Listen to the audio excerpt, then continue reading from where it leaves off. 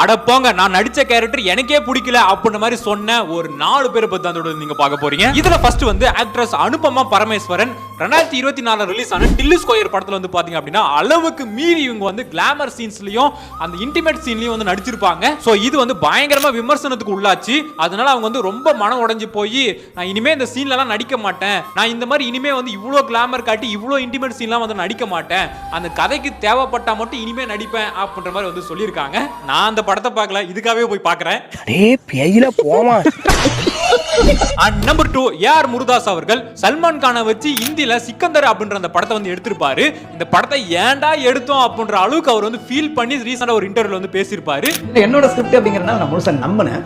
அது போகும்போது அந்த சேஞ்ச் இந்த சேஞ்ச் சொல்லி நம்ம ஒன்று நினைச்சோம், அது வேற ஒன்று. என்னோட கையில மட்டும் கிடையாது, அது ஒரு ஹீரோவோட கோஆபரேஷன். எல்லாத்தையும் சிஜி எல்லாமே கிரீனு வரது late.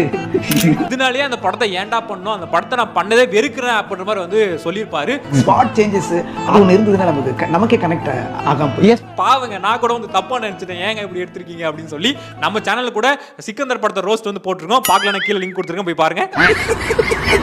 And number 3 Amitabh Bachchan அவர்கள் 2003 ரிலீஸ் ஆன பூம் படத்துல வந்து பாத்தீங்கன்னா நெகட்டிவ் ஷேட்ல வந்து நடிச்சிருப்பாரு. இந்த படம் ரிலீஸ் ஆனதுக்கு அப்புறம் வந்து ஏன்டா அந்த படத்துல நடிச்சோம், என் கரியர்லயே வந்து நான் எடுத்த பெரிய மிஸ்டேக் இது அப்படின்ற மாதிரி அவரே வந்து சொல்லியிருக்காரு. ஓகே, வீடியோ பிடிச்சா லைக் போட்டுருங்க, வரட்டா.